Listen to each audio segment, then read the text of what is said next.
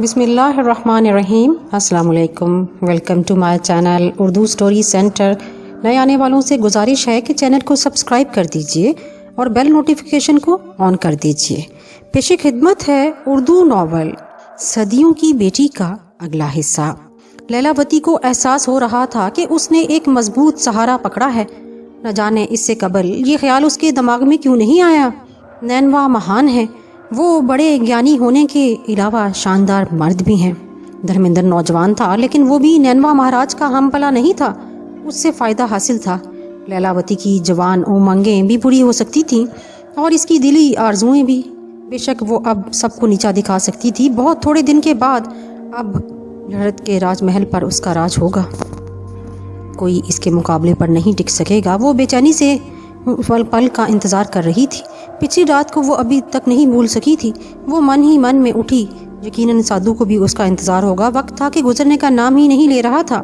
न जाने किस तरह शाम हुई और फिर अंधेरा हुआ ही था कि उसने नैनवा महाराज के पास जाने की तैयारी कर ली। उसने 16 सिंगार किए, खुद को खूब आरास्ता किया और फिर वो बाहर जाने के लिए तैयार ही हुई कि सतवती आ गई। क्या बात है सतवती? उसने मुंह बनाकर पूछा। उदय चंद जी आए हैं रानी, सतवती ने जवाब दिया और लैलावती के जहन में एक झनाका हुआ। उसके दिल की गोशों में नफरत उमड़ आई। बूढ़ा मदकूक करी जिस्म का मालिक, जिसे इसने सिर्फ एक ज़रूरत के तहत मुंह लगाया था, जो इसकी ज़रूरत पूरी भी नहीं कर सका था। उसका दिल चाहा कि उदय चंद जी से मिलने से इनकार कर दे, कहलवा दे कि इसकी तबीयत ठीक नहीं, लेकिन फिर उसने खुद को रोका। वो साजिशी उदय चंद से अच्छी तरह वाकिफ़ थी। ये बूढ़ा मक्कार लोमड़ी से भी ज़्यादा चालाक था। मुमकिन है उसे इस पर शुबा हो जाए। इस तरह तो भेद खुल सकता है। उदय चंद अभी तक लैलावती के लिए कुछ नहीं कर सका था। उसे पता चल जाए कि लैलावती उसे छोड़कर किसी और के साथ पींगे बढ़ा रही है तो मुमकिन है इंतकामन महाराज शरद चंद्र से इसका कच्चा छठा खोल दे। तभी लैलावती को एहसास हुआ कि नादानी में उसने खतरा मोल ले लिया है और अब इस खतरे से निपटने के लिए क्या करना चाहिए। मैं अंदर आ सकता हूँ रानी लैलावती? दरवाजे से उदय चंद की आवाज़ सुनाई दी और लैलावती संभल गई। इस वक्त उसे नहायत होशियारी से काम लेना चाहिए, वरना खेल बिगड़ जाएगा। चुनाचे इंतहाई तेज़ी से उसने जहन में एक प्रोग्राम तरतीब दिया और आईने के सामने जा बैठी। मैं अंदर आ सकता हूँ महारानी? उदय चंद की आवाज़ फिर सुनाई दी। आइए उदय चंद जी, उसने गम आलूद आवाज़ में कहा और उदय चंद जी अंदर दाखिल हो गए। सतवती बाहर निकल गई। उदय चंद ने उसे देखा तो उसकी आंखों में हवस पैदा हो गई। आज तो रानी जी अप्सरा मालूम हो रही हैं। ये बनाओ सिंगार। उदय चंद जी ने जुमला अधूरा छोड़ दिया। वो ताजुब से लैलावती के उदास चेहरे को देखने लगे। क्या बात है लैलावती, ये बनाओ सिंगार, ये उदासी? वो हैरत से बोले। दर्पण से पूछ रही थी मेरे भाग क्यों सूख गए? देख रही थी कि मेरे अंदर कौन सी कमी आ गई है। उसने उदासी से कहा।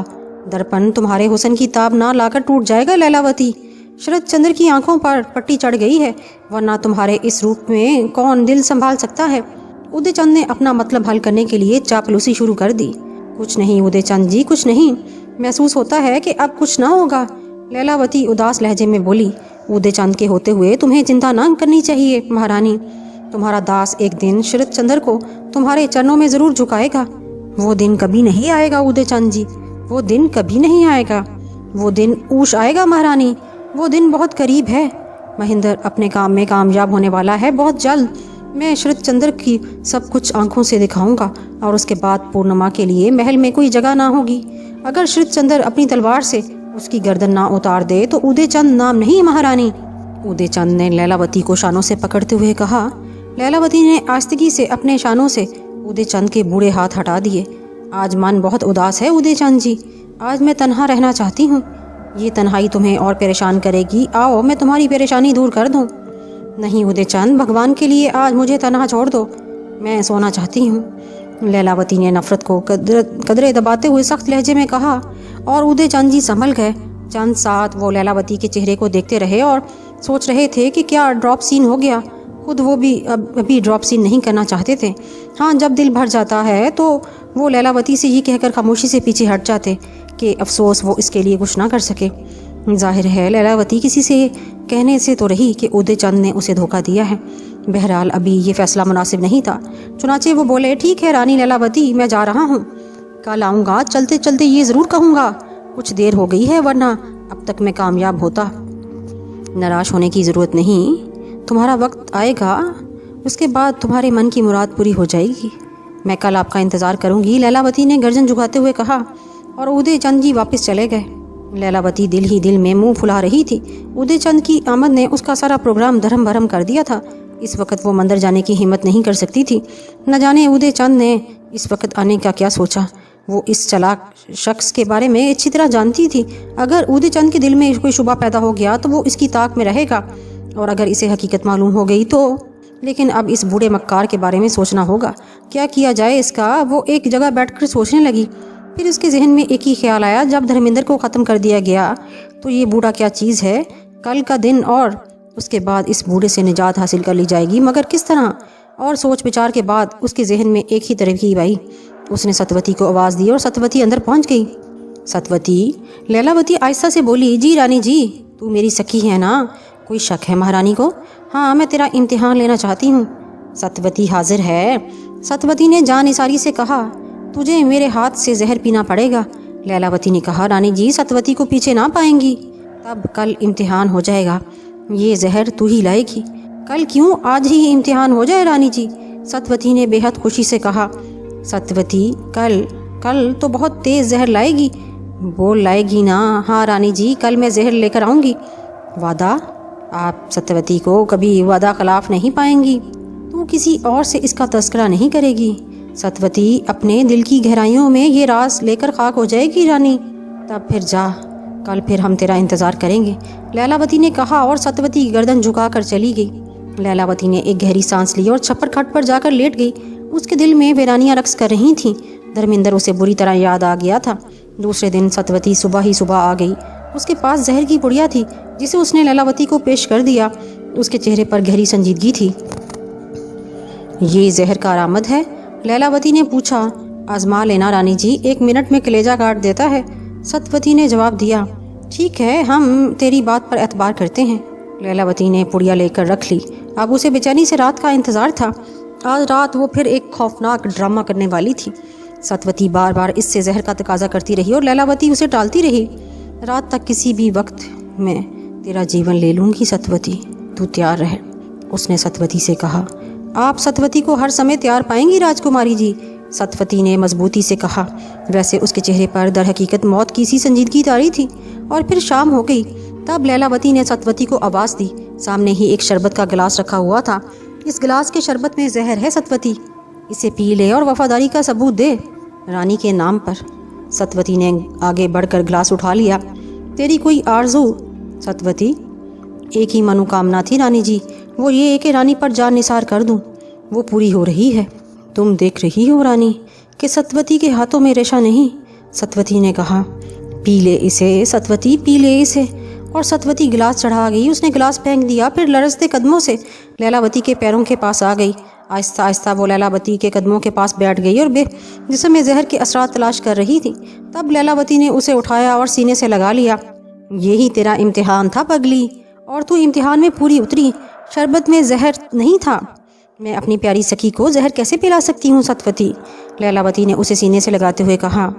ये कैसा इम्तिहान था रानी जी, आपने सत्यवती को खुद पर कुर्बान होने से क्यों रोक दिया। सखियाँ कुर्बान नहीं की जाती सत्यवती, इनकी जगह तो दिल में होती है। तेरी मोहब्बत ने मेरे दिल में नई जोत जगा दी है। अब हम तुझसे कुछ नहीं छुपाएंगे सत्यवती, अपने मन का एक राज तुझे बता देंगे। सत्यवती के भाग रानी जी, सत्यवती ने खुश होते हुए कहा। हमारा मन बड़ा उदास है सत्यवती, हम जो कुछ कर बैठे हैं उस पर बहुत शर्मिंदा हैं। धर्मेंद्र हमारा प्रेमी था, हमने उसे अपने हाथों से मरवा दिया सिर्फ इसलिए कि वो हमारा राज न खोल दे। हम पूर्णिमा की मौत के लिए बेचैन हैं सत्यवती। हम किसी तरह उसे जलील और रुस्वा करना चाहते हैं, इसलिए हमने उदय चंद जी का सहारा लिया। लेकिन सत्यवती उदय चंद पर बहुत खतरनाक साबित हुए। अब उनका आना हमें बहुत बुरा लगता है सत्यवती। अगर हमने उन्हें मना किया तो वो हमारा भेद खोल देंगे। उदय चंद जी बहुत बड़े घाघ हैं रानी जी, सत्यवती ने तशवीश से कहा। हाँ, मैं आज उनकी मकारी को ख़त्म कर देना चाहती हूँ। ये जहर हमने उन्हीं के लिए मंगवाया है सत्यवती, लैलावती ने कहा। और सत्यवती के मुंह से एक और आवाज़ निकल गई। तू डर गई सत्यवती? नहीं रानी जी, लेकिन अगर आप कामयाब ना हुई और उदय चंद को पता चल गया, आज इस दवार से उदय चंद जी की लाश ही जाएगी सत्यवती, चाहे कुछ भी हो जाए, कुछ भी हो जाए।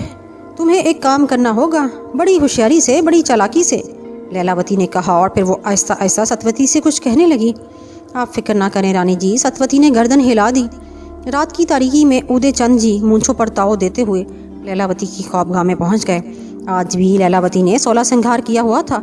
उसकी आंखों में सुर्ख डोरे थे, होंठों पर शराब लगी हुई थी जिसकी बू साफ महसूस की जा सकती थी।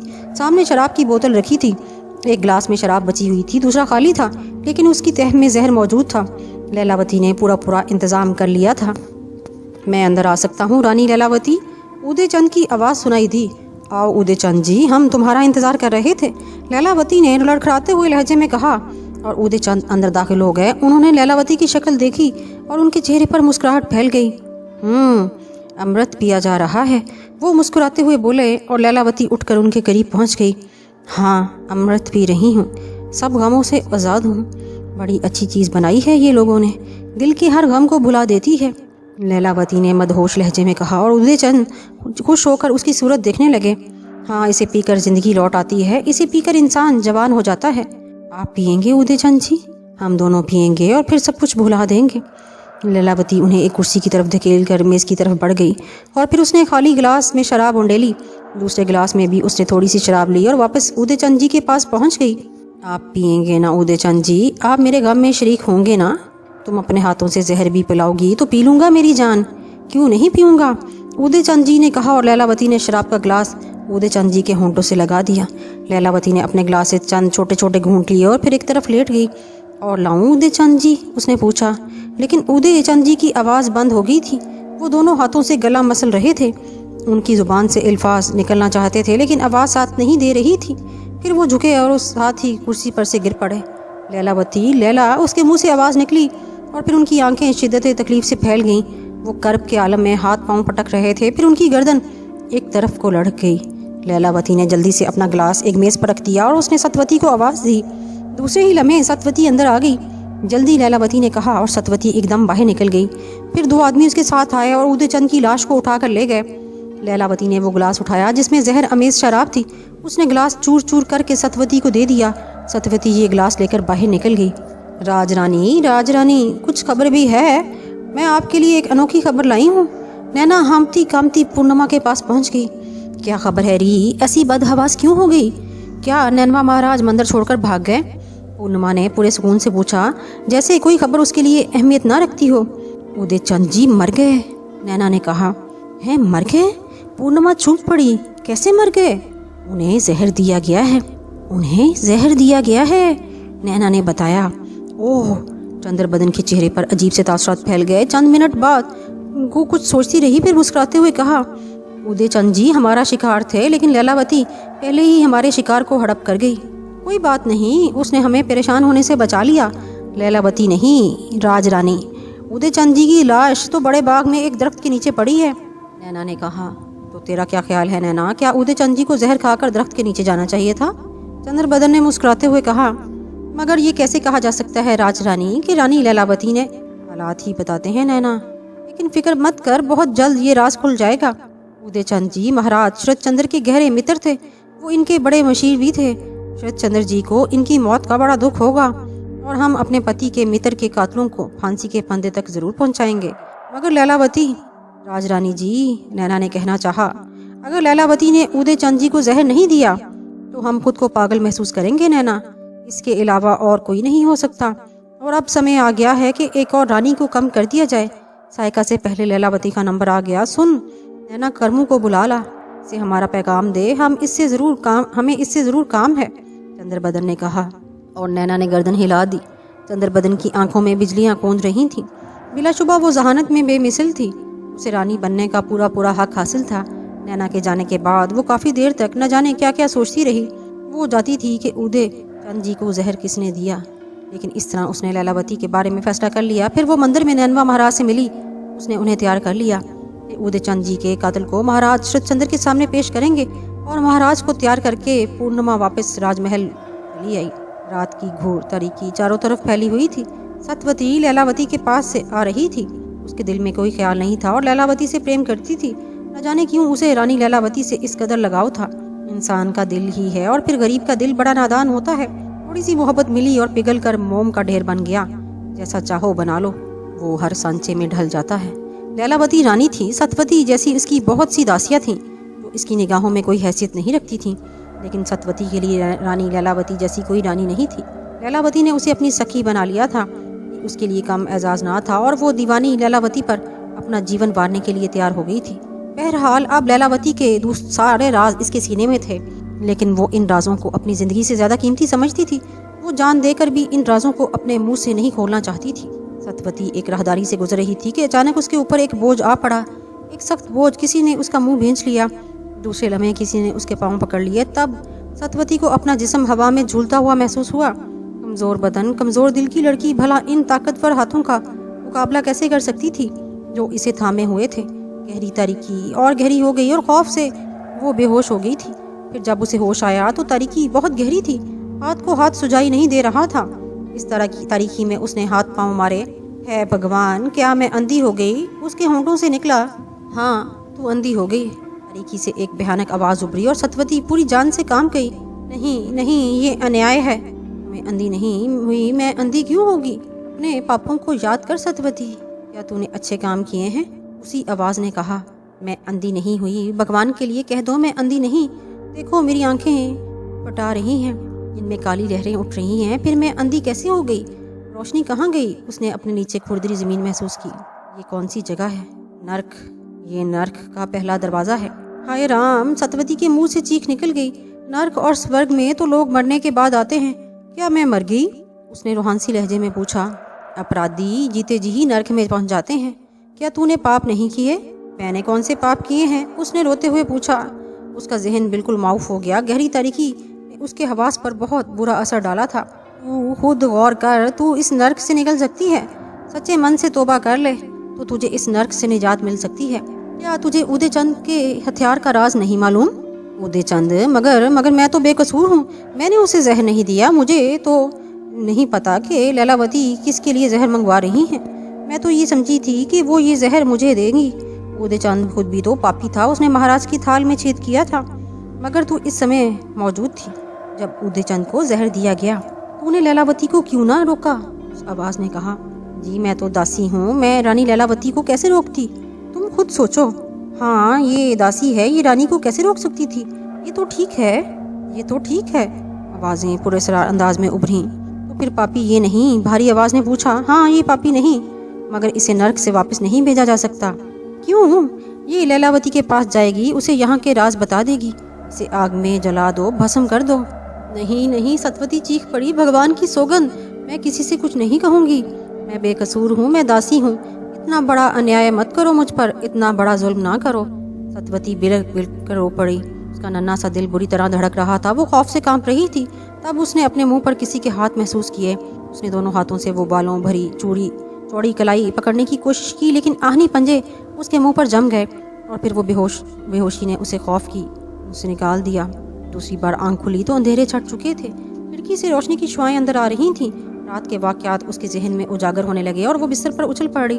उसने अपनी निगाहों चारों तरफ देखा, मगर ये तो उसके मकान का कमरा था। हाँ, वो अपने कमरे में पड़ी थी और उसकी आंखें रोशन थीं। हाय राम, ये कैसा डरावना सपना था। उसने दिल ही दिल में सोचा, मगर फिर उसका दिमाग उलझ गया। ये सपना था। सपना? मगर वो तो लैलावती के पास से आ रही थी। हाँ, उसे याद ही नहीं वो अपने घर कैसे पहुंची। उसे तो रास्ते में ही पकड़ लिया गया था। तो फिर वो सपना नहीं, हकीकत थी। हकीकत। उसका दिल खौफ से धड़ धड़ करने लगा। अगर वो हकीकत थी तो फिर नहीं, वो आग में नहीं जलेगी, किसी को कुछ नहीं बताएगी। वरना वो बहुत देर तक इस बड़ी सोचती रही। खौफ के मारे उसके बदन से पसीना निकल रहा था। उसने खुश्क होंठों पर जुबान फेरी। उसे सख्त प्यास लग रही थी। तब वो उठी। बाहर उसकी मासी की आवाज़ आ रही थी। वो अपने लड़के पर बिगड़ रही थी। सतवती बाहर मासी के सामने ही थी। वो रसोई में नाश्ता तलाश कर रही थी। लड़के को कोसते हुए उसने सतवती की तरफ देखा और चूक पड़ी। क्या बात है सतवती, तेरा मुंह बबूगा क्यों हो रहा है? उसने तशवीश से पूछा। कुछ नहीं मौसी, कुछ नहीं, वो जल्दी से बोली और फिर अपने घर पानी की घड़बंची की तरफ से गई और कोड़े मटके से उसने पानी निकाला। उसे पानी पिया। पानी छोड़ने को दिल नहीं था, बड़ी प्यास लग रही थी। अरे खाली पेट इतना पानी क्यों पी रही है? क्या हो गया तुझे? मासी रसोई से आई। उसने करीब आकर सतवती का माथा छुआ और बुरी तरह चूक पड़ी। अरे ओ दीवानी, तेरा तो पिंडा तप रहा है। ऐसा तेज बुखार, हाय राम हाय राम। अरे वो कहा चाचा जी को कहकर सतवती को बुखार है, बता के आ। वो काका, वेद जी को ले आओ। मासी ने अपने लड़के और काकू को जल्दी से बाहर निकाल दिया। मासी घबरा गई। सतवती को भी कमजोरी का एहसास हो रहा था।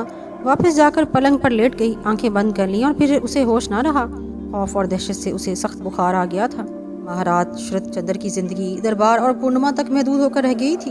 वैसे तो उसकी शहरी भी पूर्णिमा के ममनून थे कि उनके बहुत अरसे से महाराज के हर कार्य किसी लड़की की तलाश में नहीं निकले थे, वरना पूर्णिमा से पहले महाराज इतने मुतमईन ना थे और लड़कियों को घरों से उठवा लिया जाता और शरद चंद्र इनमें से किसी को पसंद करके महल की रौनक बना लेते। लेकिन जब वो रानी पूर्णिमा आई थी, महाराज उसी के होकर रह गए थे और शहरी भी अमन से रहते थे। राज दरबार में भी महाराज ज्यादातर पूर्णिमा के ख्याल में ही खोए रहते थे। उसे खुश रखने की नई नई तरकीबें सोचते, उसके लिए न जाने क्या क्या करते रहते और फिर दरबार से फारिग होकर पूर्णिमा के पास पहुंचते। उसे देखकर दुनिया की तमाम कुल्फतें भूल जाते। बिलाशुबा ये लड़की जादूगरनी थी और बड़े बड़े मुहक्कक तस्लीम कर चुके थे। हर फर्द को एहसास है कि हुस्न का जादू दुनिया के तमाम जादुओं से बढ़ चढ़ कर है। महाराज को इस बात का बड़ा दुख था कि उनकी राजधानी का वारिस राजकुमार पूर्णिमा का बेड़ा नहीं होगा। वो तो सिर्फ ये चाहते थे कि भरत नवाज उसकी किस्मत हमेशा हमेशा के लिए पूर्णिमा की मुट्ठी में रहे। हालांकि पूर्णिमा ने उनके दिल से ये गम मिटाने की काफ़ी कोशिश की थी और वो दिल से इसकी मोहब्बत के कायल थे। वो जानते थे कि पूर्णिमा सिर्फ शरद चंद्र को चाहती है और उनके लिए हर बलिदान देने को तैयार है। इसीलिए उसको बालक की चिंता नहीं। लेकिन महाराज सोच रहे थे कि वो किस तरह सभी साइका को आगोश में लेंगे। ये पुरानी बात थी जब साइका इन्हें पसंद थी। इसके हुस्न की गर्मी ने इन्हें मुतासिर किया था। लेकिन अब तो पूर्णिमा के अलावा कोई इनकी आंखों में नहीं चढ़ता था। राजपाट की बहुत सी उलझनों से निकलकर जब वो उसी गर्म आगोश में जाते तो दुनिया भर की राहतें उन्हें मिल जाती। पूर्णिमा नित नई अदाओं से उनका मन मोह लेती थी। आजकल वो बहुत परेशान थे। उदय चंद जी इनके पुराने साथी थे, एक ज़हीन साथी और मशीर। अक्सर इनकी फरासत से महाराज ने बड़े बड़े मरहले तय किए थे। राजपाट की बहुत सी उलझनों से उदय चंद जी के जरिए निकल जाते थे। उनके इस मित्र को किसी ने जहर देकर हलाक कर दिया था। महाराज ने अपने सारे खोजी इनके कातिल को तलाश में लगा दिए थे। बड़े जोर और शोर से काम हो रहा था। बहुत से लोग जेलों में भर दिए गए थे। शरद चंद्र जी बड़े गजबनाक थे। वो चाहते थे कि कातिल का पता चल जाए तो वो उसके खानदान को कोहलू में पिलवा देंगे, मगर खोजी नाकाम थे। उनकी सारी कोशिशें नाकाम रही थीं और महाराज की परेशानी बढ़ती जा रही थी। उनके मन को शांति नहीं थी। चुनाचे आज दोपहर में ही उन्होंने दरबार बर्खास्त कर दिया और वापस राजमहल चल पड़े। जब ज़हनी उलझने शबाब पर हों तो पूर्णिमा की आगोश में ही सुकून मिलता था। पूर्णिमा ने ताज्जुब और मुसरत से उनका इस्तकबाल किया। वो नहाकर निकली थी।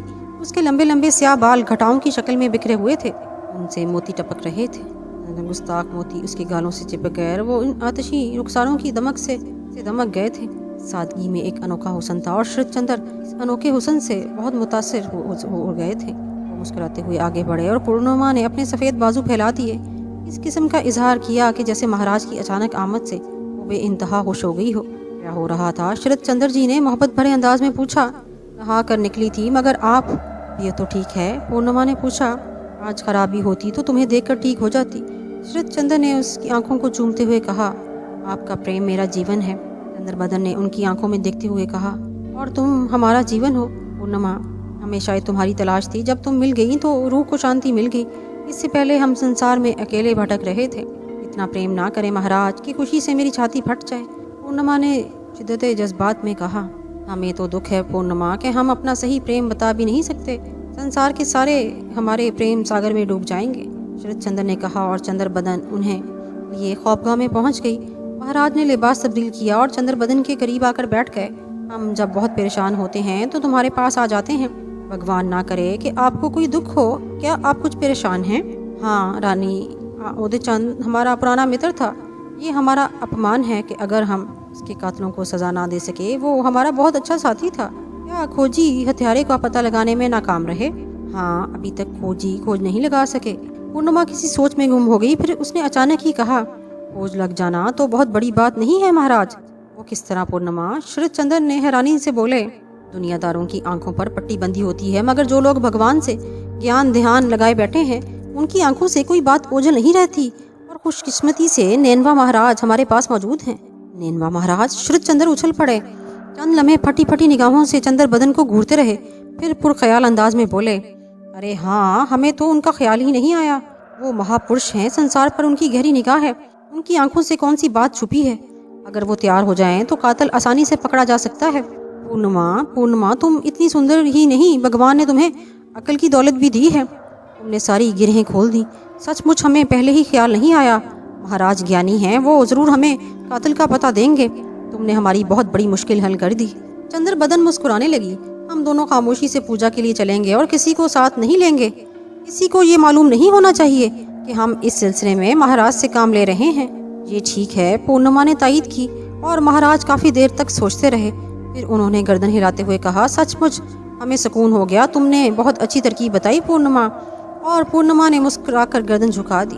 दोपहर गुजर गई, शाम हो गई। महाराज श्री चंद्र और चंद्रबदन ने गुस्ल किया। चंद्रबदन ने सुर्ख धोती बांधी, हल्का सा श्रृंगार किया। महाराज ने भी मंदिर जाने की तैयारियां कर ली और फिर जो ही मंदिर का शंख बजा, वो दोनों पूजा के लिए चल पड़े। पहले से किसी को इल्म ना था। बहरहाल बहुत जल्द इत्तला हो गई कि महाराज पूजा के लिए जा रहे हैं और मंदिर से तमाम लोग निकल आए। नैनवा महाराज ने इन दोनों का स्वागत किया था। इनके अंदाज में काफ़ी तब्दीली आ गई थी। अब कम से कम चंद्रबदन के सामने उनके चेहरे पर वो जलाल नहीं रहता था जो इनकी खासियत थी और उनकी हैबत तारी कर देती थी। इन्होंने शरद चंद्र और चंद्रबदन की पेशानी पर संदल लगाया और उनके मंदिर के दरवाजे बंद कर दिए गए। काफ़ी देर तक महाराज चंद्रबदन पूजा करते रहे और फिर पूजा से फरागत हो गई। महाराज ने शरद चंद्र को प्रसाद दी और फिर इन्हें आशीर्वाद देकर पूजा की आखिरी रस्म भी खत्म हो गई। हम आपके पास एक खास काम से आए हैं महाराज, शरद चंद्र ने कहा। नैनवा महाराज ने चूम कर चंद्रबदन को देखा। चंद्रबदन के होंठों पर हल्की सी मुस्कुराहट आ गई। क्या बात है शरद चंद्र, महाराज सब कुछ समझ कर बोले। आओ मेरे इस्तेहान पर आओ। और वो इन दोनों को लेकर अपनी ख्वाबगाह में पहुंच गए। उन्होंने इन दोनों को बैठने के लिए मरगछाला दी और फिर खुद उनके सामने बैठ गए। शायद आपको मालूम हो महाराज कि मेरे एक गहरे मित्र को जहर देकर हलाक कर दिया गया है। शायद की बात क्यों करते हो शरद चंद्र जी? हमें क्या मालूम नहीं, हम जानते हैं तुम उदास हो और इसके हथियारों की खोज के लिए बेचैन हो। आप महान हैं महाराज, आपसे कौन सी बात छुपी है? शरद चंद्र मुतासिर हुए बोले। हम तुम्हारे लिए क्या करें शरद चंद्र, खोजी कातलों का सुराग लगाने में नाकाम रहे हैं महाराज, मगर उनके चेहरे पर आपकी निगाहों से ओझल नहीं होंगे। हाँ, वो हमारी आंखों से ना छुप सकेंगे, मगर संसार के ये काम हम शरद चंद्र सजा देने का हक देवताओं को है, मंच को नहीं। चंद मेरा मित्र था महाराज, मैं उसके कातलों को सजा दिए बगैर चैन से नहीं बैठूंगा। आपको मेरी सहायता करनी होगी, शरद चंद्र ने कहा और महाराज ने आंखें बंद कर ली। कई मिनट तक वो मुराकबे में बैठे रहे। फिर उन्होंने एक गहरी सांस ली और अचानक बोल पड़े। शरद चंद्र और पूर्णिमा इन्हें गौर से देख रहे थे। महाराज अजीब निगाहों से चंद्र को देखने लगे। हरे कृष्णा हरे राम, उन्होंने लरसती आवाज में कहा और बोले, इस राज पर पर्दा ही पड़ा रहने दें तो अच्छा है शरद चंद्री। नहीं महाराज, इस पर से पर्दा उठना बहुत जरूरी है। आप मुझे कातिल का नाम बताएं। मैं नहीं बताऊंगा शरद चंद्र, हत्यारा खुद ही इसके कत्ल का एतराफ करेगा। अपनी जुबान से इसका नाम कभी नहीं लूंगा। अगर तुम्हें मेरी बात मंजूर है तो फिर रात को यहाँ आ जाना। मैं हत्यारे को भी यहाँ बुला लूंगा, वो खुद अपनी जुबान से अपना राज खोल देगा। इस तरह देवताओं के शराब से भी मैं बच जाऊंगा। ठीक है महाराज, मैं पहुंच जाऊंगा, शरद चंद्र ने कहा। और फिर वो दोनों महाराज आशीर्वाद लेकर चले गए। लेकिन नैनवा महाराज के इंकशाफात ने शरद चंद्र को और परेशान कर दिया था। जूं जूं रात होती जा रही थी, नैनवा महाराज की परेशानी बढ़ती जा रही थी। लेकिन उस दिन रात के 8 बजे थे जब नैना मंदिर में दाखिल हुई। महाराज नैनवा उसे देखकर चूम पड़े। कैसे आई सुंदरी? उन्होंने पूछा। मेरा नाम नैना है महाराज, हम तेरे रूप से मुतासिर हैं सुंदरी। अगर तू पूर्णिमा की मुंह चढ़ी ना होती तो पूर्णिमा के सारे भेद मुझे मालूम है नैनवा महाराज जी, और उसके जरिए आपके लिए, इसलिए आप मुझे नैना देवी कहा करें और आइंदा भी ख्याल रखें। नैनवा महाराज जल्दी निगाहों से उसे देखने लगे। फिर उन्हें पूर्णिमा का ख्याल आया और वो नागन की साथी भी नागने होती हैं। उन्होंने सोचा, अब तू बता कैसे आई नैना? उन्होंने कहा नैना देवी कहें। उसने कहा नैना देवी कहें महाराज, इसके बाद बताऊंगी। ने कहा बता दे, क्या ठटोल करती है? क्या तुझे पूर्णिमा ने भेजा है? हाँ, नैना ने जवाब दिया। क्या कहा है? पूर्णिमा ने कहा है कि आप किसी किस्म की चिंता ना करें। उसके बेरों ने उसे बताया है कि जो कुछ उसने आपको बताया है वही दुरुस्त है। आप महाराज शरद चंद्र के सामने नाटक कर सकते हैं, मगर जरा होशियारी से, ऐसा ना हो कि लैलावती दूसरे भेद भी खोल दे। आहिस्ता बोल दीवानी, आहिस्ता बोल। क्या पूर्णिमा को सबूत मिल गया है? ये तो पूर्णिमा ही जाने, नैना ने दीदे मटकाते हुए कहा। ठीक है, बस नैना तू जा, सब ठीक हो जाएगा, महाराज ने दूसरी तरफ फिर कर कहा और नैना मुस्कुराती हुई बाहर निकल गई। थोड़ी देर के बाद वो पूर्णिमा के कदमों में बैठी हुई थी। मुझे देखकर महाराज के मन में हलचल मच जाती है रानी जी, बड़ा अय्यार है, उसकी नस नस से हवस टपकती है। राजमहल में ना जाते तो क्या क्या हो जाता। बात खाई तो बस तुमसे, मेरा ख्याल है तुम्हारा नाम से उसका शरीर काम चाहता है। काम का आदमी है नैना, अभी तो इब्तिदा है। वो यहाँ कुछ दिन टिक गया और मेरे मशवरों पर अमल करता रहा तो इसे भरत नवास के इस सबसे महान साधु बना दूंगी, लेकिन शर्त ये है कि वो मेरे इशारों पर चलता रहे। चलेगा नहीं तो क्या करेगा राजरानी, उसे चलना पड़ेगा। नैना फखर से बोली, करमू को अशरफियाँ पहुँचा दी। उसी वक्त राजरानी, ये करमू बड़े काम का आदमी है, क्या राजरानी इसे रियासत का दीवान बना देंगी? वो क्या चाहती है? पूर्णिमा ने कहा, मैं क्या चाहूँगी रानी जी, मेरा महेंद्र सीधा सादा सा माली है, वरना मैं उसे रियासत का दीवान बना दूँ। नैना ने मुस्कुराते हुए कहा, महेंद्र। पूर्णिमा के दिल पर फिर एक आग सुलग उठी। नैना ने किस प्यार से कहा महेंद्र। वो चंद्र बदन का भी एक था जिसकी सूरत देखे हुए भी उसे महीनों गुजर गए थे। न जाने बेचारे का क्या हाल था। फिक्र ना कर राकेश, तुम्हारे दिन आहिस्ता आहिस्ता करीब आ रहे हैं। तुम बहुत अरसा मुझसे दूर ना रह सकोगे, इंतजार करो, सब्र का फल मीठा होता है। सुना है सतवती को सख्त बुखार है रानी जी, उसके पिता वेद जी को लेकर जा रहे थे। बुखार तो चढ़ेगा ही, अभी तो ये बुखार और तेज होगा। लैलावती की बड़ी हमदर्द बनी फिरती है, पूर्णिमा ने होंठ सिकोड़ कर कहा। और नैना सोचने लगी, दर हकीकत सतवती ने एक कमजोर कुव्वत से दोस्ती की थी। एक पूर्णिमा थी जो कि इतनी ताकतवर, बरगद की तरह और दरख्त की तरह, जिसे सैकड़ों आंधियां भी नहीं उखाड़ सकती हैं। लैलावती सतवती की सख्त बीमारी की वजह से थोड़ी सी परेशान थी। सतवती वह राजदार थी उसकी, इसके जरिए बहुत से काम होते थे। महाराज नैनवा से पैगाम उसी से भिजवाती थी, लेकिन अब लैलावती सतवती को कैसे इस्तेमाल कर सकती थी? उसका मन नैनवा महाराज के पास जाने के लिए मचल रहा था और वो तहैया कर चुकी थी कि आज उनके पास जरूर जाएगी। इस वक्त रात के 9 बजे थे जब जुम्मन उनके पास आया। जुम्मन महाराज का चेला था। चेला क्या खादम था, अकल से पैदल किस्म का नौजवान था। नैनवा महाराज की सेवा में रहता था, लेकिन मंदिर में नैनवा महाराज अकेले ही रहते थे। वो पूजा पाठ में किसी की मुदाखलत पसंद नहीं करते थे, इसलिए जुम्मन उनके पास सिर्फ उस वक्त आता जब उन्हें उसकी ज़रूरत होती थी। जुम्मन ने उसके सामने हाथ जोड़े और कहा, क्या बात है जुम्मन? उसने पूछा। महाराज ने भेजा है। नैनवा महाराज ने? हाँ, क्या कहा है? लैलावती ने बेचैनी से पूछा। महाराज ने कहा है कि आज सिंधिया और पारचंद का मिलाप है। आज 10:30 बजे की पूजा मनोकामनाएं पूरी कर देंगी, जो और दिनों में पूरी नहीं हो सकती। जुम्मन ने कहा, ठीक है, जुम्मन महाराज को मेरा प्रणाम कह दो, उनकी आज्ञा का पालन होगा। लैलावती ने खुश होकर कहा। वो इस पैगाम को समझ गई थी। जुम्मन चला गया और लैलावती बेचैनी से वक्त गुजरने का इंतजार करने लगी। उदय चंद जी जहन्नम रसीद हो चुके थे। उसने नहायत सफाई से उनका कांटा दरमियान से निकाल दिया था, लेकिन सुकून अब भी नहीं मिला था। वो मन का चैन चाहती थी और अब वो खुद भी अपनी फितरत का सही तजिया नहीं कर पाती थी कि वो क्या चाहती है। शरद चंद्र उसकी मंजिल नहीं था। वो उसका पति जरूर था, मोहब्बत नहीं। उसे पूर्णिमा से सिर्फ हसद था, लेकिन इसलिए नहीं कि शरद चंद्र उससे मोहब्बत करता था, बस वो भी अपना इक़्तिदार चाहती थी। इक़्तिदार और जवान महबूब, मगर ये सब कहाँ मिल सकता था? इसकी शख्सियत डामाडोल होकर रह गई थी। वह मुश्किल तमाम 10:30 बजे वो खामोशी से अपने महल से निकल आई। उसने हिफ्ज़े तकद्दुम के तौर पर थोड़े से फूल और पूजा का कुछ सामान साथ ले लिया। किसी ने देख भी लिया तो कह देगी कि मन की शांति हासिल करने जा रही है। भगवान के घर जाने पर किसे एतराज़ हो सकता है? हाँ, ये दूसरी बात कि मन की शांति किसी मुजस्मे के चरणों में नहीं, बल्कि नैनवा महाराज के बाजुओं में थी। मगर ये बात किसी को बताने की क्या ज़रूरत थी? थोड़ी देर बाद वो मंदिर के द्वार पहुंच गई। दरवाज़ा खुला हुआ था। शायद उसी के इंतज़ार में वो अंदर दाखिल हो गई। नैनवा महाराज एक बुद्ध के चरणों में ऊंधे पड़े हुए थे। वो एक तरफ खड़े होकर उसके कवि हेकल जिस्म को देखने लगी। इस जिस्म का उसे मुकम्मल तजर्बा था। बिलाशुबा ये किसी नौजवान का राना जिस्म नहीं था, लेकिन इस जिस्म में बहुत सी लताफतें पोशीदा थीं।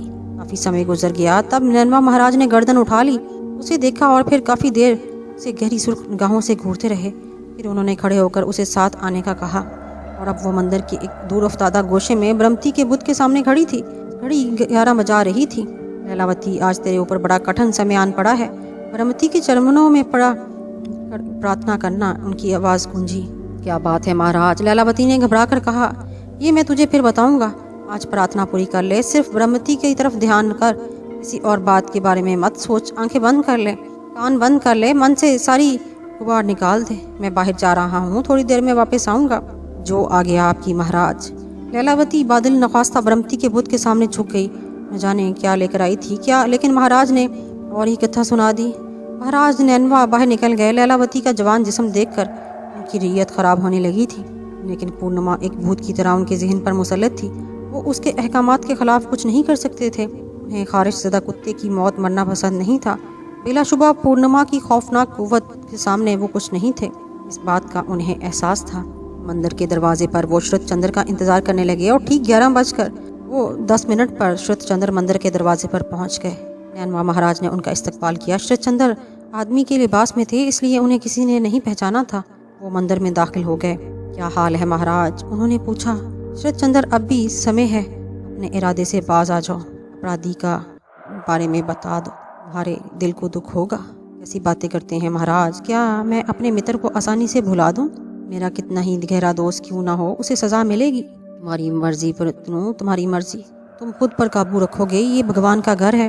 अपनी आंखों से देखो, अपने कानों से सुनो और यहाँ से चले जाओ। कल तुम्हारा जो मन चाहे करना। ठीक है महाराज, मैं आपकी इस आज्ञा का पालन करूँगा, शरत चंद्र ने कहा। वचन देते हो? हाँ, वचन देता हूँ।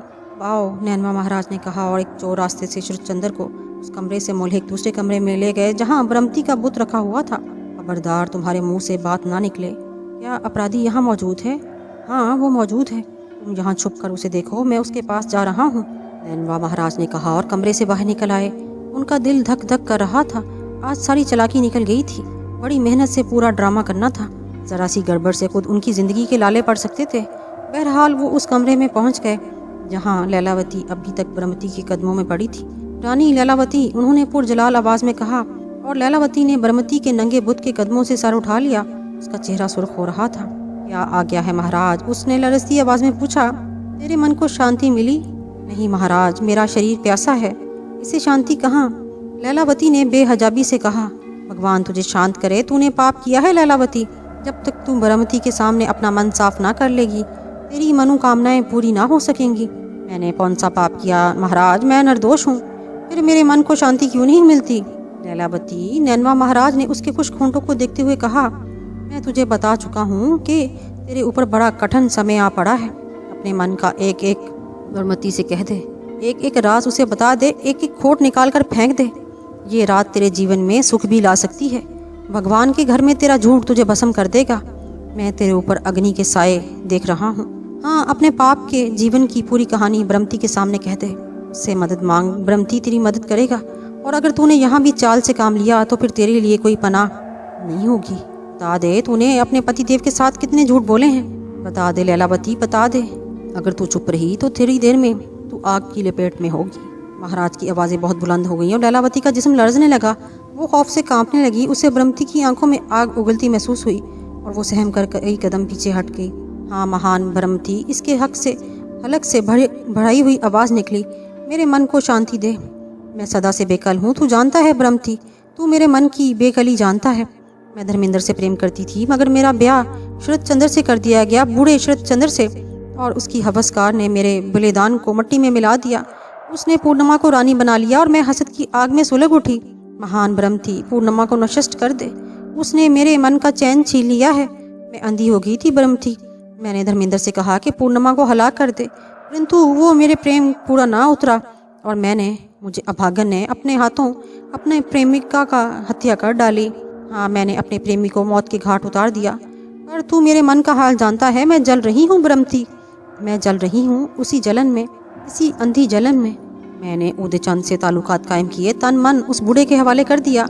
वो मेरे शरीर से अपनी हवस पूरी करता रहा, पर उसने मेरे लिए कुछ ना किया। पूर्णिमा आज भी राज कर रही है। मैंने उसे भी जहर देकर हलाक कर दिया। वो सब जानता है ब्रह्मती। तू बस कर लैलावती, बस कर, वरना मंदिर की छत तेरे ऊपर आन गिरेगी। बस कर लैलावती, बस कर। मेरे कान इससे ज्यादा नहीं सुन सकते। नैनवा ने दोनों कानों पर हाथ रखकर और फिर वो जल्दी से लैलावती के दोनों शाने पकड़कर उसे बाहर ले आए।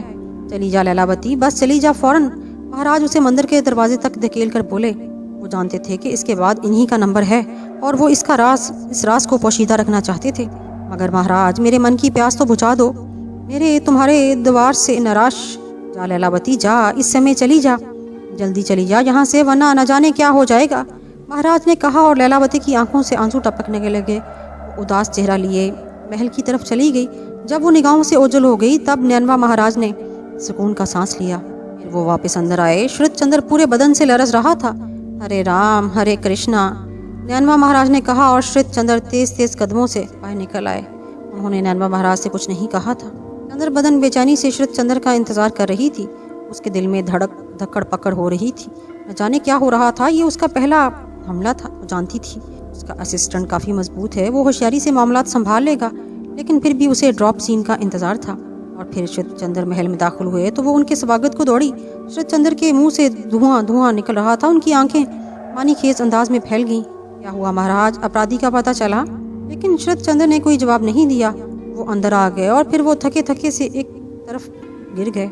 हे भगवान, क्या हुआ? कुछ तो बताइए, क्या हुआ? मेरा मन उल्टा हो जा रहा है, पूर्णिमा ने कहा। और श्रीत चंद्र ने सुलगती हुई आंखें उठाकर उसे देखा। पूर्णिमा, वो गंभीर आवाज में बोले। महाराज।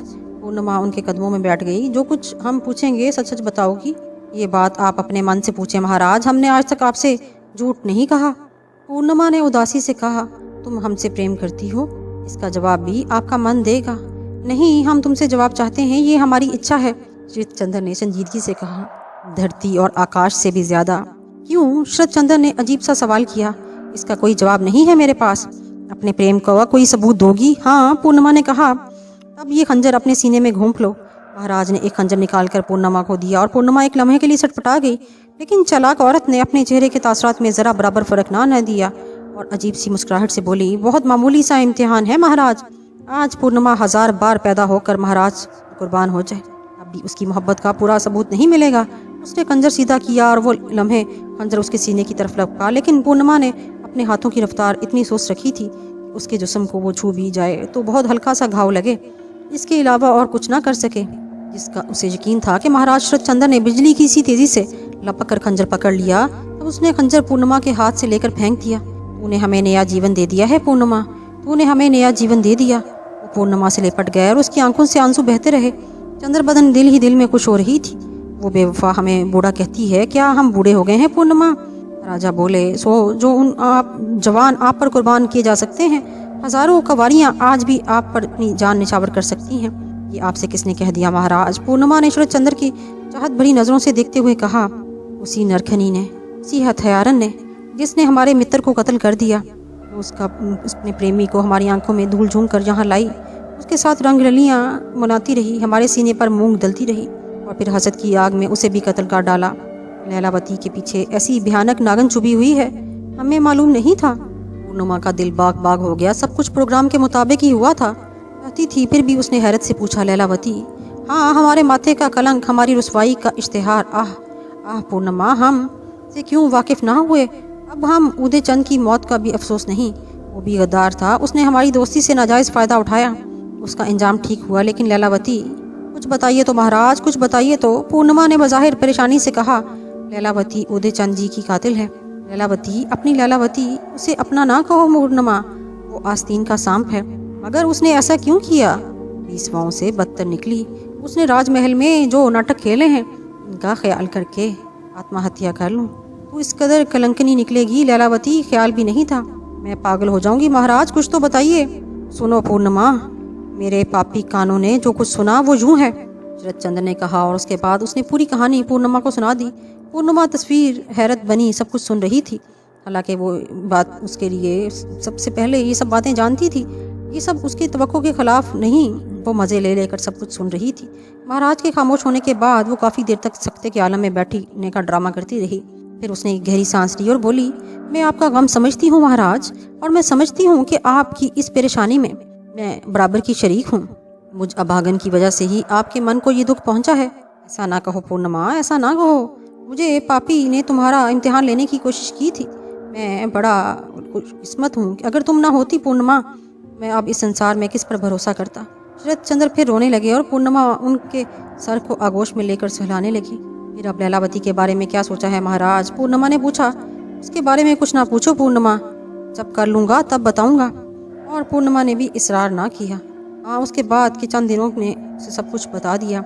लैलावती का पिता धाड़े मारता रहा। वो भी एक रियासत का राजा था और ये रियासत भी एक कोई मामूली रियासत नहीं थी, वो भरत नवाज की टक्कर की रियासत थी। लैलावती उसी रियासत की राजकुमारी थी। लैलावती के जिस्म के कई टुकड़े उसकी रियासत में पहुंचे थे। श्रीत चंद्र ने उसके जिस्म के टुकड़े टुकड़े करके ताबूत में बंद करके उसकी रियासत पहुंचा दिया था। उसके बाप को एक खत भी दिया था, इसमें उन्होंने लैलावती की कच्चा छठा लिखकर बताई थी। लल्लावती का बूढ़ा बाप ये सब देखकर बड़े दरबार में शरद चंद्र ने उसे खूब जलील किया। उसने बताया था कि उसकी बेटी ने भरत नवास में क्या क्या घोल खिलाए हैं। शरद चंद्र ने एक भी बात सीगा रास में नहीं रहने दी थी। मगर तुम्हें मुझे ये सब कुछ बताना चाहिए था। तुमने इतना बड़ा जुल्म क्यों किया मेरी बच्ची पर? बूढ़े बाप ने रोते हुए कहा। वो मेरी पत्नी थी, वो गद्दार थी, मैंने उसे सजा दी और अब जो कुछ तुम कर सकते हो भगवान तुम्हें इसकी सजा देगा, मैं बूढ़ा क्या कर सकता हूँ? गमज़दा बाप ने कहा और फिर वो रोता पीटता वहाँ से चला गया। शरद चंद्र थोड़े से कबीदा खातिर हुए थे, लेकिन पूर्णिमा ने उन्हें बखूबी संभाल लिया था। थोड़े दिनों के बाद शरद चंद्र इस पूरी कहानी को फरामोश करने में कामयाब हो गए। अब वही रातें थीं, वही दिन। चंद्र बदन एक और दुश्मन को अपने रास्ते से हटाने में कामयाब हो गई थी और ये पूरा काम उसने बड़ी होशियारी से किया था। महाराज की आंखों में वो अभी फरिश्ता सिफ्ती हो गई थी। उन्हें यकीन हो गया कि सिर्फ चंद्र बदन ही इनकी सच्ची प्रेमिका है। सिर्फ यही हसीन लड़की इन्हें दिल से चाहती है। बाकी रानियां सब मतलब प्रस्त हैं और वो रानियों से इतने बददिल हुए थे कि अब उन्हें बेटे की आरजू भी नहीं रही थी। कई बार इस मौजू पर बात हुई, लेकिन महाराज शरद चंद्र ने कह दिया कि वो बालक नहीं चाहिए चाहते जो सायका की कोख से पैदा होगा। हाँ, अगर वो पूर्णिमा की कोख से हो तो वो स्वागत करेंगे। पूर्णिमा बहुत खुश थी। उसका जाल मजबूत से मजबूत होता जा रहा था। अब उसके इख्तियार रात बढ़ते जा रहे थे। दूसरी तरफ शरद चंद्र महाराज नैनवा महाराज के और अकीदतमंद होते जा रहे थे। नैनवा महाराज के भी ऐश हो गए थे। नैनवा महाराज भी जानते थे कि ये सब किसका करम है। अगर उसकी आंख टेढ़ी हुई तो फिर पाताल में भी जगह नहीं मिलेगी। चुनाचे उन्हें सब पता था कि वो पूर्णिमा के खिलाफ कुछ नहीं सोच सकते। उन्होंने इस हसीन नागुन को गुरु मान लिया था और अब इसे देवी कहते थे। पूर्णिमा अब अक्सर पूजा के लिए जाती थी और बेधड़क नैनवा महाराज से बात करती थी। तीसरी शख्सियत सायका की थी। वो गरीब आज तक इंतजार कर रही थी कि महाराज चंद्रदास उसके पास आए, लेकिन खुद किसी इकदाम की इसमें हिम्मत ना थी। लैलावती का हशर बहुत इबरतनाक हुआ था और उसके बारे में सब कुछ मालूम हो गया था। लैलावती के इस इंजाम से सायका बहुत खौफजदा हो गई थी, लेकिन उसके मन में आग और भड़क उठी थी। इस दौरान वो नैनवा महाराज से भी नहीं मिली थी, लेकिन फिर लैलावती की ये आदत जहन से निकली तो उसका जज्बा रकाबत फिर से उभर आया। एक शाम उसने पूजा पाठ की तैयारियां की और पूजा के लिए मंदिर पहुंच गई। नैनवा महाराज हस्बे मामूल पूजा में मसरूफ थे। सायका उनके पीछे बैठ गई और फिर जब महाराज ने पूजा से फारिग होकर पलट कर देखा तो सायका को देखकर उछल पड़े। उन्होंने गौर से उसकी शक्ल देखी। आज सायका के चेहरे पर कोई अकीदत नहीं थी, बल्कि उसका चेहरा अजीब खुश्क खुश्क सा हो रहा था। नैनवा महाराज उसे गौर से देखने लगे। फिर उन्होंने सायका की पूजा कराई और उसके बाद आहिस्ता लहजे में बोले, मुझसे कोई काम है सायका? हाँ महाराज, बहुत ज़रूरी काम है। सायका ने जहरीले लहजे में कहा। अब आओ तुम्हें बरमती के दर्शन करा दूं, महाराज ने कहा और अलग ले गए। क्या बात है सुंदरी? बड़ी बेहयाई से पूछ रहे हैं कि क्या बात है? क्या आपको कोई बात मालूम नहीं महाराज? तुम हमारा अपमान कर रही हो सायका, मगर हम तुझे इसलिए माफ़ कर देंगे कि तू हमारे पुराने मित्र की पुत्री है। मैं आपसे पूछना चाहती हूँ महाराज कि क्या आप इतनी दूर से इसलिए आए थे कि नारियों के साथ रंगरलियाँ मनाएं? क्या आपने इसीलिए भरे नवास के महल में कदम रखे थे कि ऐशो इशरत की ज़िंदगी गुजारें? क्या आप ये भूल गए कि आप यहाँ मेरे लिए आए थे? आपने मेरे लिए क्या किया है? मैं आज भी वैसी ही हूँ जैसी पहले थी। बताइए आपने मेरे लिए क्या किया है? दीवारों के भी कान होते हैं सायका, क्या तू भूल गई कि लैलावती का क्या हशर हुआ? नैनवा महाराज खौफजदा अंदाज में बोले। अब मुझे किसी इंजाम की फिक्र नहीं महाराज, मैं सब कुछ भुगतने के लिए तैयार हूँ। स्त्री के लिए इससे बढ़कर नर्क कोई और नहीं हो सकता कि उसकी सुंदरता का पुजारी कोई ना हो, यहाँ तक कि उसका पति भी। पूर्णिमा मेरे सामने बज रही है महाराज, उसी के गुण गाते हैं। ऐसे जीवन से मेरे लिए मौत बेहतर है, सायका ने जोश के आलम में कहा। लेकिन मैं तेरे लिए जो कुछ कर सकता था किया सायका। तेरे सामने की बात है कि मैंने पूर्णिमा को तेरे सामने महाराज की निगाहों से गिराने की कोशिश की, लेकिन पूर्णिमा का जादू बहुत ही बड़ा है और तू फिक्र ना कर, एक ना एक दिन उस जादू का तोड़ जरूर हो जाएगा। अब जब मैं बूढ़ी हो जाऊंगी या इस इंतजार में मेरी जान चली जाएगी, फिर तू बता सायका कि मैं क्या करूं? अगर कुछ नहीं कर सकते महाराज तो यहाँ क्यों आए थे? मेरी इज्जत क्यों बर्बाद की? मैं तो कहीं की ना रही। सुनो, गौर से सुनो महाराज, पूर्णिमा की हत्या कर दो, उसकी शक्ल बेकार दो, कुछ भी करो, तुमने मेरी इज्जत लूटी है, मुझे इसकी कीमत दो, वरना मैं अपना जीवन दूंगी, तुम्हारा जीवन भी ले लूंगी। भरत नवास के भरे पर पड़े दरबार में तुम्हारा मुंह काला करके तुम्हें जमीन में घसीटा जाएगा और फिर पत्थरों से कुचल कर मार दिया जाएगा।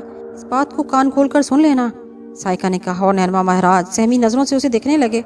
सायका वापसी के लिए मुड़ी तो वो लड़ती हुई आवाज में बोले, मुझे कोशिश कर लेने दे सायका, थोड़ा सा इंतजार और कर ले। अगर मैं कुछ ना कर सका तो तुझे जो भी कर अधिकार होगा।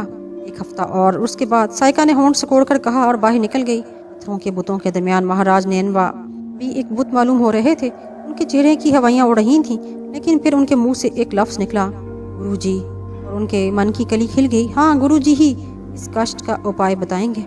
साइका की मौत भी उसे घेर रही है।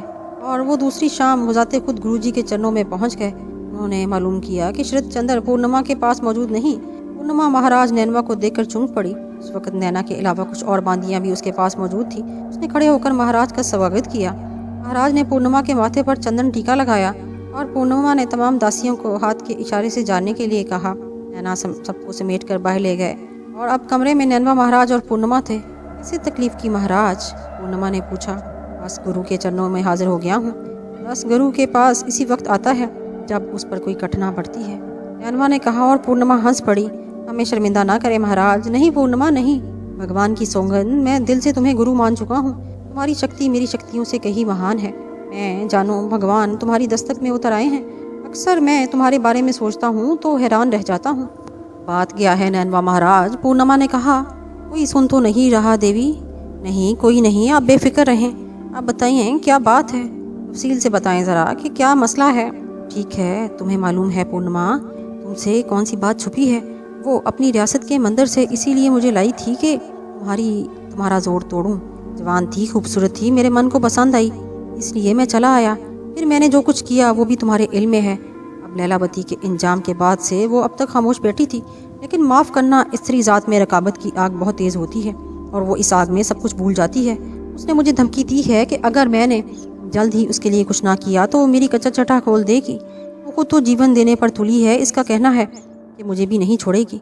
नैनवा महाराज के चेहरे पर खौफ के आसार पैदा हो गए और पूर्णिमा हंस पड़ी। उसकी शरीर आंखों में सुर्खियाँ अंगड़ाइयाँ ले रही थीं। फिर उसने कहा, तो तुम डर गए महाराज? सच मानो पूर्णिमा, स्त्री का जो नया रूप मैंने तुम्हारे अंदर देखा है उसने मुझे औरत जात से बहुत डरा दिया। न जाने कौन कैसी निकल आए। पूर्णिमा हंसती रही, फिर बोली, बहरहाल साइका भी हमारी फहरिस्त में है। हम राज महल को बुरी औरतों से पाक करना चाहते हैं। हमारा ख्याल था कि साइका को कुछ और सांस लेने दे दिए जाएं, लेकिन अगर वो मरना चाहती है तो फिर हमारा क्या दोष महाराज? मगर वो मरते मरते बहुत सौ को मार जाएगी पूर्णिमा, महाराज ने कहा। आप बेफिक्र रहे महाराज, आप जिंदा रहेंगे उस वक्त तक जब तक मैं चाहूँगी। जय हो देवी जी। नैनवा महाराज ने दोनों हाथ जोड़कर कहा, महाराज, क्या साइका अपना सब कुछ आपको दे चुकी है? ये सच है राजरानी जी, मगर औलाद के आसार तो नहीं है। हाँ, नहीं है, और वो औलाद की ख्वाहिशमंद है, सिर्फ इसलिए कि तुम्हारा जोर टूट जाए। ठीक है, फिर जो मैं कहूँ करते रहो महाराज, सब ठीक हो जाएगा। देवी जी हुक्म करें। कल मैं महाराज के साथ पूजा को आऊँगी। तुम महाराज से कहोगे कि आज का दिन अगर महाराज साइका के पास पहुँच जाएं तो उनकी बालक की मनोकामनाएं पूरी हो सकती हैं। ओह अच्छा, फिर साइका को आज ही रात की इसी तरह इतला दे दें कि आप उसके लिए एक जॉब कर रहे हैं और मुमकिन है इस जॉब का नतीजा एक आध दिन में निकल आए। मगर क्या महाराज शरद चंद्र तैयार हो जाएंगे? इन्हें मैं तैयार कर लूँगी। कल शाम को आप मेरे पास आएंगे या फिर मैं कल तक आप ये काम कर लेंगे। ऐसा ही होगा राजरानी, मगर इसका फ़ायदा जब निकल आएगा तो तब बताऊँगी, पूर्णिमा ने कहा और महाराज ने गर्दन झुका दी।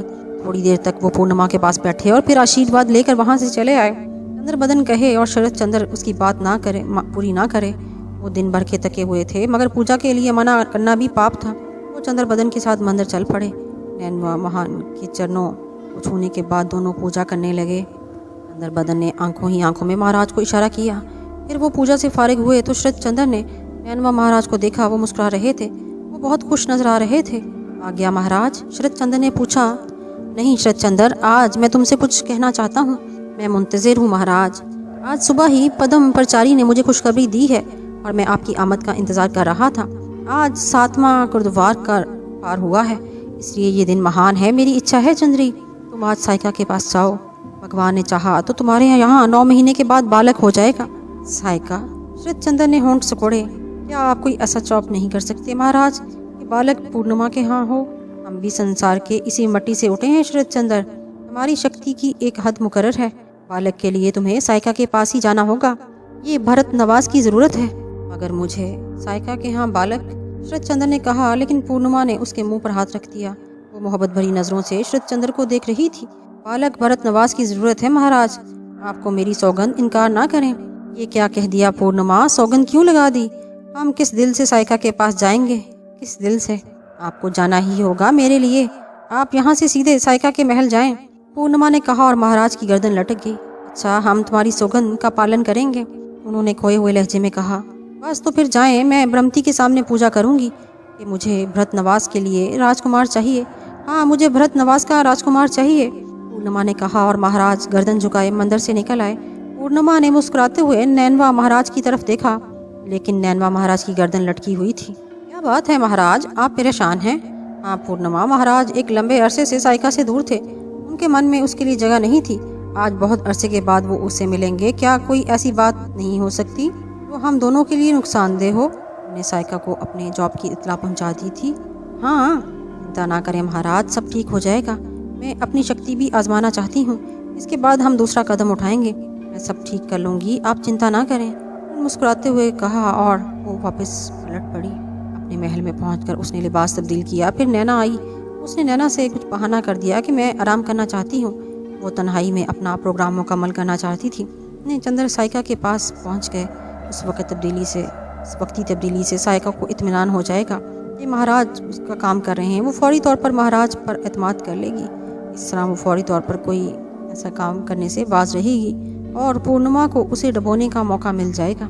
असल में वो साइका को इसी अंदाज में चित कर सकती थी जिस तरह उसने लैलावती को, लेकिन दोनों रानियां अगर एक ही तरह काम आए तो किसी चालाक आदमी को शुबा भी हो सकता था और शरद चंद्र भी सोच सकते थे। इसलिए वो कोई और दाव खेलना चाहती थी।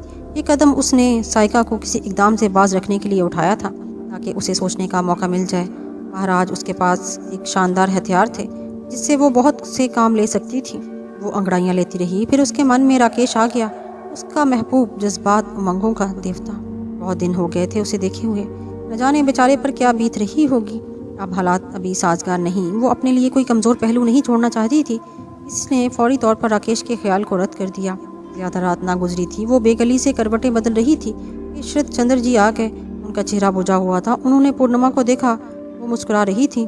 यहाँ हो पूर्णिमा, मैं तुम्हारी कौन कौन सी बात की कदर करूँ? उन्होंने पूर्णिमा को मोहब्बत से देखते हुए कहा। क्यों, क्या हुआ महाराज? पूर्णिमा ने मुस्कुराते हुए पूछा। एक तुम हो कि तुमने मुझे अपनी सेज पर से उठाकर अपनी सौकन के पास भेजा। एक वो कि जब तक मेरे साथ रही तुम्हारे खिलाफ विष उगलती रही। अगर मुझे तुम्हारी सौगंध का पालन ना होता, मैं एक मिनट उसके पास न ठहरता। मैंने खामोशी से उसकी बातें सुनी और उसकी मनोकामनाएं पूरी करता रहा। उसके बाद एक मिनट भी मुझसे उसके पास ना ठहरा गया। मैं भरत नवाज से प्रेम करती हूँ महाराज, चाहती हूँ कि शरद चंद्र का नाम रोशन रहे। भरत नवाज को राजकुमार मिल जाए। पूर्णिमा को भरत नवाज का वारिस चाहिए। मैं की एहसानमंद हूँ महाराज, आपने मेरी लाज रख ली। पूर्णिमा तो महान है, तू बहुत महान है पूर्णिमा। महाराज ने उसे सीने से लगा लिया। पूर्णिमा मुस्कुराती रही। क्या हाल है महाराज? पूर्णिमा ने मुस्कुराते हुए पूछा। देवी की अनायत है जी रहा हूँ। साइका के कैसे हाल हैं? मेरा शुक्रिया अदा करने आई थी मगर उदास थी। कह रही थी कि शरद चंद्र का मन नहीं बदला। पूर्णिमा उनके दिमाग पर छाई हुई है। अगर उन्हें बालक की उम्मीद ना होती तो मेरे पास कभी ना आते। बहरहाल मैंने उसे तसल्ली दी है और कहा है मेरा जॉब 40 दिन का है। 40 दिन पूरे हो जाएंगे तो महाराज को कोई ना रोक सकेगा। इसलिए देवी जी उसने 40 दिन का सब्र कर लिया है। लेकिन मैं चाहती हूँ कि जो कुछ होना है जल्द हो जाए। अभी मुझे बहुत से काम करने हैं। दास हाजिर है रानी जी, आज्ञा दें। आपको एक काम करना है महाराज, पूर्णिमा ने आहिस्ता से कहा और नैनवा महाराज उसकी तरफ झुक गए। साइका को एक घटना से आगाह कर दो। उसे बताओ कि उसके पेट में बालक है, लेकिन पूर्णिमा नहीं चाहती कि वो माँ बने। चुनांचे जिस रात बच्चा पैदा होगा पूर्णिमा चालाकी से उसे हलाक कर देगी। अगर वो अपना और अपने बच्चे का जीवन चाहती है, जल्द से जल्द पूर्णिमा को हलाक कर देना चाहिए, वरना वो खुद बच सकेगी और ना उसका बालक। नैनवा महाराज, उसकी आंखें हैरत से फैल गईं। ये तुम क्या कह रही हो पूर्णा? सुनते जाइए महाराज, साइका के साथ ये सब करना ज़रूरी है। इसके साथ मिलकर समय मुकर्रर करें। फिर जिस रात साइका खंजर लेकर मेरे ऊपर हमला करने वाली हो, उसी रात महाराज शरद चंद्र को इस बात से आगाह कर दें कि उसका संसार उजाड़ने की साजिश कर ली गई है और वो साइका पर नजर रखें। बस इतना ही काफ़ी है। नैनवा महाराज दंग रह गए। एक बार उन्हें इस हसीन नागन की होशियारी का एहसास हुआ था।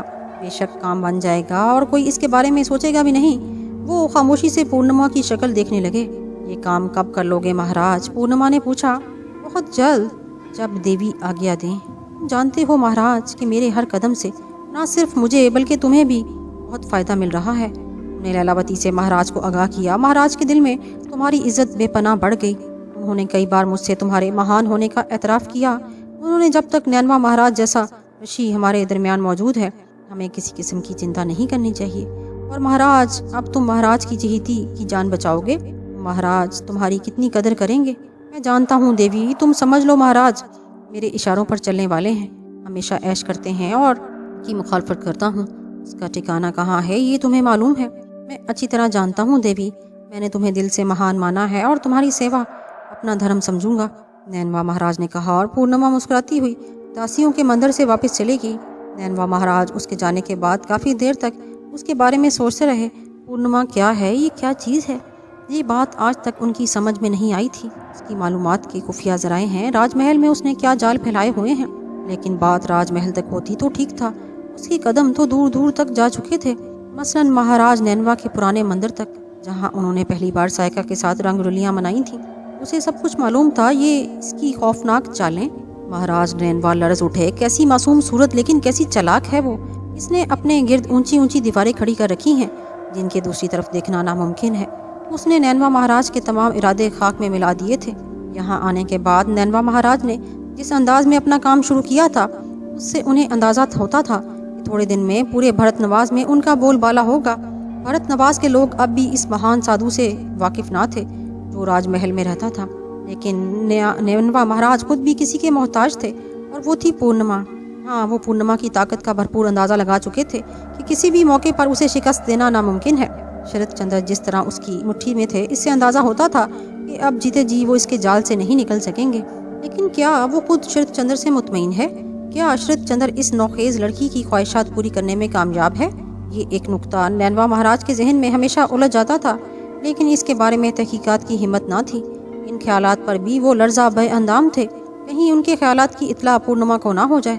बहरहाल उनकी इज्जत बरकरार थी, उनकी तरफ आंख उठाकर देखने वाला कोई नहीं था। पूर्णिमा की चालों ने शरद चंद्र के मन में उनकी इज्जत और बढ़ा दी थी। क्या ज़रूरत थी कि पूर्णिमा के बारे में तजस्सुस किया जाए? पूर्णिमा का हुस्न नैनवा महाराज की राल टपका रहा था। वो एक ठंडी सांस लेकर सोचते कि वो उनके बस की बात नहीं। आकाश पर चांद चमकता है, उसकी रोशनी सबके लिए है। चांद को अपनी गोद में लेने की ख्वाहिश करना बेवकूफ़ी के सिवा कुछ नहीं है।